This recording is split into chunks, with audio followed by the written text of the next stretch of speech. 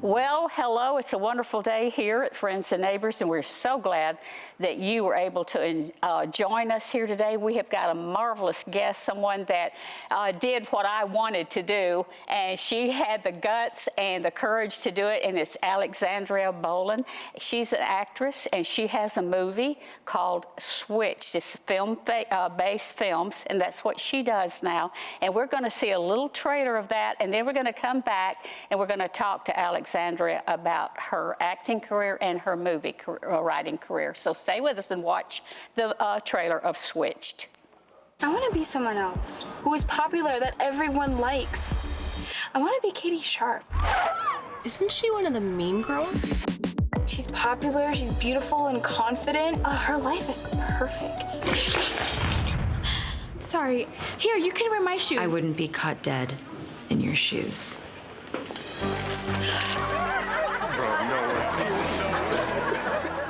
Dear God, please show Katie Sharp what it's like to walk a day in my shoes. Walk a day in my shoes. Walk a day in my shoes. Walk a day in my shoes. What is going on? You have my face. This is impossible. What are we supposed to do? Go to school? Cassandra Evans is digging through your locker. What do you think you're doing? Looks like there's a glitch in the system. We would never be friends with you guys. You're kind of losers. No, we aren't. Yes, you are. Who are we talking about? Your latest video, outperforming everything. I don't want to be that mean Katie Sharp. This is your job, honey. This is my business you're messing with. I'm Skylar Stone, editor-in-chief of Glam Slam. I think I'm better at being Katie Sharp than you are. It's my face. It's my life. You stole it from me. What do we do now? I think all we can do is make things right for each other. No, it's really easy to judge someone, but before we idolize or bully them, we should take a minute to imagine what it's like to walk in their shoes. Family hug. Ready? Yes.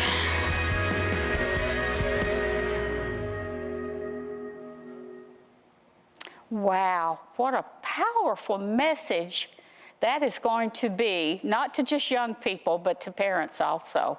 I loved it. I can't wait to see it. What's it on right now? What channel? Netflix, PureFlix? PureFlix. It's streaming exclusively on PureFlix right now. Well, I've got to get that then, because, listen, Alexandra, you know what? When I see things like this and I see people like you that makes things happen for the good of our community, of our young people, you know, to make life better, but to know what you went through to get to this point, you know, I'm just thankful that you know the Lord and that it comes through your films. Now, how in the world did you write this, and did your sister help you write this? Yes, so my sister, Andrea Polnazik, and I wrote it together along with the director, John Katie Graham, and you know, we were just talking about, we really want to do Disney for Christians. And growing up, my sister and I didn't have a lot of content that resonated with us as young people. And that was our dream, was to make like Freaky Friday meets Mean Girls for Christian girls. And do a clean, fun message that kids can be proud of and say, oh my gosh, I'm a Christian and this is for me. You know, and that was sort of the inspiration, and dealing with cyberbullying and bullying, and that was something we just really wanted to inspire kids to really think before they post something on social media or think before they bully someone. And I was bullied very bad growing up. So that's something that stays with you for a long time. So I was hoping to create something that could stop a chain reaction. Well, now, I know that you moved to Los Angeles when you were 19 years old by yourself. First of all, you were out there about 9 years. Am I right with that? 9 years trying to pursue a career in acting. Was that hard for you? Yes. Well, so I moved there in 1999 when I was 19 years old, packed up my Toyota Corolla, drove from Boston to Los Angeles, and I just was just a little whippersnapper. I didn't even know that I was so young that I didn't know apartments didn't come with silverware and stuff. And I was like, hey, where's the silverware? What's happening? Right. You actually kind of became like homeless, didn't you? Had to live in your car for a while? I did. After a year of living in LA, I actually didn't have a place to live. I had a job, but I didn't have a home. And because I didn't have a community in LA and I was so young, I had nowhere to go. So I lived in my Toyota Corolla, and, my parents were like, it's time to come home. It's time to come home. And I was like, no, I'm not giving up. It's just a bump in the road. I'm going to get through it. And once I get another apartment, I'll be okay. And I felt like I had to stick it out. And I'm so grateful I did, even though it was a tough 10 years in LA. Well, all this time, your dad was a preacher, right? Yeah. Mm-hmm. And you raised a PK kid, a preacher's kid. Yeah. So what, was he going crazy at this time with you out there for 9 years in Los Angeles? They were actually extraordinarily supportive parents. They really were. They really encouraged us to go out and do whatever we dreamt of in our life, and that it was what God wanted. And I think there was signs in my 10 years that God was saying no, but I didn't really catch on, or I was stubborn and I kind of want to do my will and not God's will. And man, did I learn my lesson in life that when we follow God's will, it truly is better than our own will. So much easier. It's so much better. I always want to encourage people, like, if something's not working out, step back and give your life back to Jesus and go, okay, God, what do you want for my life? Because that's what I did. Amen. And then God gave me my life back tenfold. Absolutely. And now you get to influence so many people and maybe help lead young people, older people to the gospel of Jesus Christ and who he is through these films. And you know what? I'm so thankful that we have people like you that want to do this and not go the Hollywood glamour route where everything despicable are in these films. Films that bring you down, films that you leave, you feel unclean. You thought, why did I even mess with that? Why did I give my money to that? With you, that you see a film and it gives you something to think about. It gives you a path to get on. It makes you want to change maybe some of your habits that you've gotten into. But to go on, you've been out in Los Angeles. Let's continue this for 9 years. Then you decide to go to New Mexico. It's like, what? Things were not going very well, so I packed up my bags and I moved to Albuquerque, New Mexico, in the same Toyota Corolla that I lived in 10 years earlier. Toyota Corollas don't fail. And I moved to Albuquerque, New Mexico, where I heard the film industry was booming, but actually I went out there to kind of give up and resurrender my life to God. I spent a year kind of quietly praying, not pursuing the industry. I became a companion to elderly people, and I loved that job. And, when you're an actor in Hollywood, your whole life is about yourself. And I was so sick of myself. I was like, I want to go spend time with people who are wiser than me. Amen. And I would just listen to them. And then I just prayed and said, okay, God, if you don't want me to be in the film industry, it was like the hardest thing to speak that out loud because it was my dream. But I also was like, it's not working. And I gave it to God and I said, okay, what should I do with the rest of my life? I'll do whatever you want. And I met this community of independent filmmakers in New Mexico, and we actually started making our own stuff. And as an actor, I stopped waiting for someone to choose me. I was like, how about I make my own movie and put myself in it? And then that first feature film I made led to the opportunity of making faith-based films. And I had actually made a thriller, and I was sitting in front of my sales agent talking about making another thriller, and he said, you know what you should make is faith-based family movies. He told you this. Right. Wow. Yeah, and I felt like God hit the table and was like, this is what I want you to do with your life. And I was like, okay, God just told me to make faith-based films. Oh my gosh, okay. And yet again, I had moved from Albuquerque back to Los Angeles, but the budget of the movie was so small that I could either keep my apartment or make the movie. So I put everything I owned in storage, and I moved in with my sister in Wisconsin, and I actually lived on the road yet again to make Catching Faith a reality. And to see what God has done with my little tiny act of faith of literally giving up everything I owned and saying I'm following God's will. Nice. That movie has been seen all over the world. Our first film, Catching Faith, we were invited to Cuba on a movie tour to show it all over Cuba, and the lives of people that have been impacted by the work that I'm doing. I'm just like so honored that God picked me to do his work, because it is not me. I am small. God is great.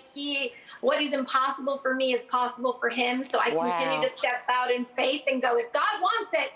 And you know, when we were pitching Switched Around, I love what you said about we want to make positive entertainment because we have a chance to create the culture. We don't want to reflect a broken culture. We want to create a culture. Amen, sister. Amen. Yes. Hey, yes. Hallelujah to that. I agree 100%.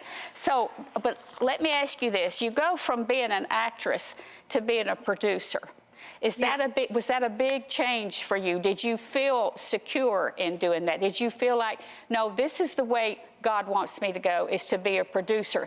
Because I know being an actress for years before I got into Friends and Neighbors, which I dearly love, you know, I pursued that, but I never really thought about producing. What caused you to think about producing a movie? Because that's different, right? Totally. Yeah. Well, producing was really just a means to an end. I had to create the movie if I wanted the movie to happen. And you had to write it. I wrote it too. Oh my God. So all of that was really, and it's so funny how God works, because in the beginning I was writing and producing to create a movie so that I could act in it. Wow. And then the more and more I've done it, the more and more I'm like, wow, I don't want to act anymore. I want to write and produce and create the stories. I love it. And it took kind of stepping out and trying something new to find out that I loved doing it. Well, and not to interrupt you, because we only got about a minute more. Are you and your sister going to do more films? Have you got anything in the works? We do. We have a movie in post-production called The Inheritance, which we shot last year in Georgia, and it'll be out, we hope, by the end of this year. And then we're also working on 2 more teen faith-based girl movies, because we really want to speak to the youth, and we feel like it's a little bit missing. People aren't really talking to the youth in faith-based, so we're kind of, that's where God keeps leading us, so that's where we go to go. Well, I want to ask you one question to the young girls out there, well, young boys too. What can you tell them about pursuing a career in acting? Because I get that a lot. What's your take on that, Alexandra, for someone young wanting to get into the acting or producing field? I would say making sure that your identity is in Christ and that you're rooted in looking to Jesus, like looking up before you're looking back at yourself, because Hollywood and the industry, there's so much competition and so much rejection, and you will take that personally if you don't know the love of Jesus Christ. And it destroyed me. I mean, the rejection of the 10 years I had was horrible, but God was actually using that time to prepare me for the next journey, which was to get rejected as a filmmaker, because sometimes you're pitching your scripts like Switched. I got some opportunities to make Switched at a very high budget level if I would take God out and make it raunchy. And I walked away from huge deals because I was like, I will not take God out, and I will not make this movie raunchy. My job is to speak to young people and empower them for Jesus, not continue to do what Hollywood's already doing wrong. Well, we've got to close this segment. Tell me how they can reach you. Have you got a website? Yes. So mustardseedent.com has all of our movies on it, all of our resources, our youth group material, our Bible studies. All the links are there. All of our movies are available on Amazon and on PureFlix streaming right now. Well, thank you, Miss Alexandra. It's been a pleasure. I hope I get to see every one of them and see you again at another time. So for now, thank you for being on Friends and Neighbors with me. And I hope that God blesses you immensely. We'll be right back.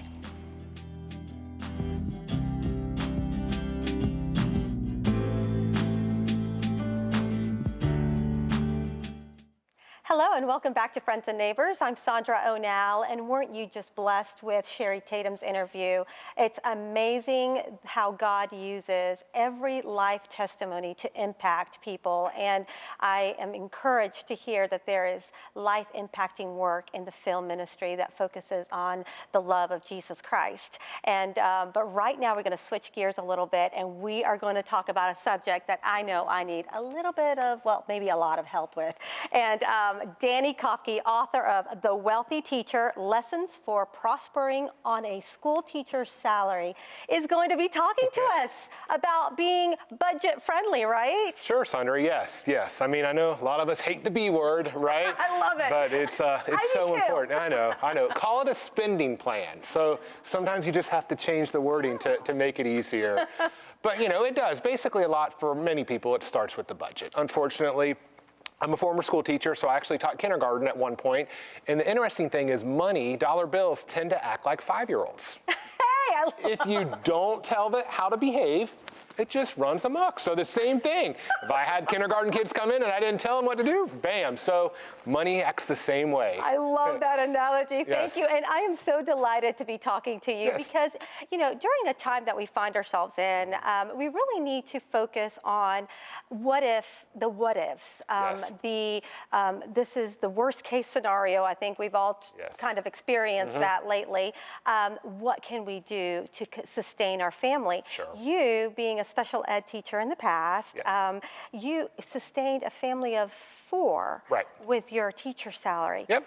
How did you, first of all, start gaining this knowledge and enough knowledge to be able to write this wonderful book? Sure, and that's kind of the cool thing is that I'm self-taught. So when Tracy, my wife, wanted to stay home after we had our first daughter, Ava, I knew nothing. I had never taken a finance class in my life, but obviously to live on 40 grand a year at that time, what I was making, we had to learn how to do it. So I think probably the biggest key for us, and probably for others, is we had a plan, right? If you aim for nothing, you'll hit it every time. I love that. Right. So, I mean, it's so true, though. So before we had children, knowing that Tracy was going to stay home, we lived in a smaller house. We drove one car for 5 years. I rode my bike to work sometimes. I was the only teacher that had the bike at the bike rack, right? But we had that bigger plan in place. So in order to live off of that, we had to be smart with our money and plan ahead. Obviously, if we had a huge mortgage payment, car payments, credit card debt, all those things, we couldn't have done it off 42 grand a year. So we planned ahead. So that was probably the biggest key for us, is just knowing, okay, these are the goals that we are working on. And then it makes it easier to say no right now to something that I really want, but we're working on a bigger picture, a bigger prize. Kind of like a delayed gratification. Correct. Right? And I know that when you first get married, I've been married, my husband's the numbers guy. Can you tell? Because he's like, what did you just order? And I'm like, I got a little click happy there. But, but we've been married about 21, 22 years. Okay, Circa 23. This is horrible. See, I'm the wife that I don't get upset if you forget our anniversary. Well, never mind. That's why we got married in the year 2000. All I know is, it's exactly. There you go. But he, when we first got married, we had to make those choices. He's a physician, so we had his medical school debt. We had my school debt. And he did come up with that plan. Thankfully, I was able to kind of, get stuck. And I do remember, because he talked about biking to work, he used to bike to work too, because that's what you just have to do at that point. Correct. It's self-control and not, how do you not compete with the Joneses I know. when you're trying to, Right, and it is hard. And Madison Avenue spends billions of dollars to get our money every year.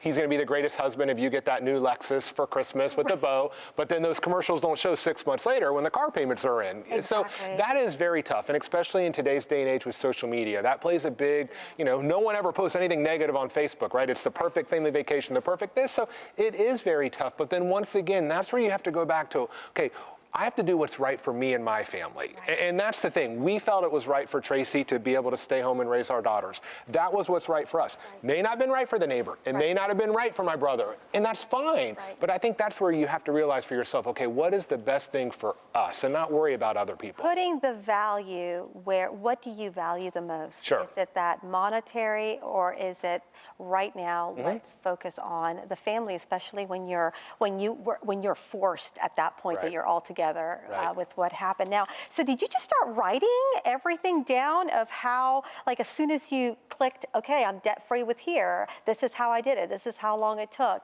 How did you start forming this book together? Sure. Just kind of, a lot of the book is somewhat of what we were able to do, but then also kind of a plan. And I call it in there the School of Financial Freedom. And I'd go through kindergarten through 12th grade of just steps to take of what you need to do in order. So just for people to show, okay, what's next? So, obviously you need to save for an emergency fund before you do certain other things. Right. So, but I just kind of lay it out in a particular order just to help people see that, because a lot of people like to follow a set pattern. Okay, this is what I need to do next, what I need to work on next, just to make it as easy as possible. I love it, because you have it broken down here, first grade, second grade, third grade, Yes. get life insurance. Right, and a lot of people don't think of that. And I actually put that before saving any money, because if you have someone that's dependent on your salary, like for instance, Tracy's dependent on me right now. Our daughters are 13 and 16, so we still have college, weddings, those types of things. God forbid I was to die, we have to have life insurance in place for her to take care of those. So a lot of people overlook that. And a lot of people, it's morbid to talk about, but guess what? We're all going to die. If you're listening to this, I hate to tell you, but I mean, it's just a fact. Right. So we can bury our head in the sands, but that doesn't do any good, right? I love that. I love that perspective. And, being able to save enough, but first, you can't save if you haven't put your stepping stones in place. Correct. So Correct. how do you start saving? See, once again, and here we go, we're going to go back to the budget. Okay. Because most of us, we don't have an income problem. A lot of us have an outgo problem. And I know right now times are different for a lot of people, and maybe there is some sort of income problem, and I get that. And if that's the case, then that's where you really have to look at those side hustles. See if there's any way you can make some extra money. But also, we're going to go back to the budget or spending plan, if you don't like the B word, right? But then you look at everything you're spending money on. And my wife and I, when Tracy and I first got married, we did this on pen and paper. This is before smartphones. Life did exist before the iPhone, right? But we wrote down everything we spent for a month. And then at the end of the month, we analyzed it and made it personal to us. Because a lot of times you don't miss those things. But an easy example, let's just say you eat lunch out every day during the work week. Monday through Friday, keep it cheap, fast food, $5. Right. Okay. $5 a day is $25 a week, $100 a month, $1,300 a year. Most of us aren't going to miss that, but $1,300 is a lot of money. So unless you analyze how you're spending your money, it's really easy just to spend it here and there. But then you can see it's in paper, on a smartphone, whatever, in front of you, and like, oh, we went to the movie, well, not the movies anymore, but we went out to dinner, we did this, whatever, then you can eliminate those things that you don't need. I love that. Is that what you mean by, well, maybe as you get further, what is the debt snowball? Is that kind of what you mean by that? Okay, so the debt snowball is how we pay off debt. Okay. So a lot of times people, when they accumulate debt, for me, there's two ways to get rid of debt. You can use a debt avalanche, where you look at the highest interest debt that you have, a lot of times it's credit card, and you pay that off first. The problem with that, for a lot of people, they got into trouble money because of emotions. Most of us can do math on compound interest. It's sixth grade math that we've all learned, but we buy stuff because it feeds something right now that we need. Avoid. So if you pay off the highest interest debt first, it could be like a $20,000 debt. So it's going to take a long time to pay that off. With the debt snowball, what we do is organize our debts in order from the least to the greatest. And we start with the debt that's the least, and we attack that. And when that's paid off, all the money we've been applying to that debt, we put on the next debt in order. Wow. Then when that's paid off, but the reason that works so well is that it builds up that momentum. Many of us feel, oh, I'm never going to be able to handle money. I've always been bad. My parents are bad. You can throw any excuse. But this, it's kind of like a diet. If you lose 2 pounds the first week, 2 pounds the next week, you feel good about yourself. So it kind of plays on the emotions that, hey, I can do this. It's not as hard as I thought. Exactly. It's rewarding as you start changing your habits. It takes 21 days to form a habit. But when you have that self-control, it really starts guiding just your wealth and your lifestyle. So the Wealthy Teacher, how did you come up with that title? Sure. And wealth is subjective, right? Yeah. Wealthy is a different, I'll ask you, it may be different. Some people think it's driving the newest car and wearing the best kind of clothes. For me, wealthy is kind of, I look at the definition as being able to do what God has called you to do. For a while, it was for me to be a school teacher, a special ed teacher, and it was for Tracy to stay home. And there's different seasons of life. Now I'm a financial coach, so God has called me to do that. But I'm able to do that not worrying about the income potential. While it's nice to earn money, when you feel like, okay, I have a job that I feel called, and I feel, for me, a lot of people do get into trouble financially because of some sort of dissatisfaction in their lives. And there's a study that showed that 70% of Americans aren't engaged at work. They don't like their job. So when you think about it, here in the metro Atlanta area, when you pass people, statistically speaking, 7 out of 10 people are stuck in this horrible traffic, driving to a place to spend 8 hours every day, and they don't want to be there. Is it any wonder why we go into debt? Right? So to me, that's kind of what wealth is about, of being able to kind of do those things that you feel you're called to do. I love that. And I love how God prepares you for the next chapter of your life, and how he first started you with the foundation of being a teacher to special education, kids that really need that, but then how he guided you to now be a financial coach. To people like me, people that are our viewers that really need that motivation. If people want to reach out to you and just get some more information, get your book, what's the best way for them to reach you? Sure. So my website, my personal, is wealthyteacher.weebly.com. And the company I work for, the financial wellness company, is called Mentoro Group. So it's mentorogroup.com. So both ways you can find me: LinkedIn, Facebook, all those things. I love it. I love it. So last question I wanted to just leave out with, because we're going to close the program with this. So what is one of the verses in the Bible that really encourages you to continue to be a good steward? Yeah, I mean, when you think about it, 22:7, Proverbs 22:7, the borrower is servant to the lender. Think about that. Solomon wrote that before Target, Home Depot.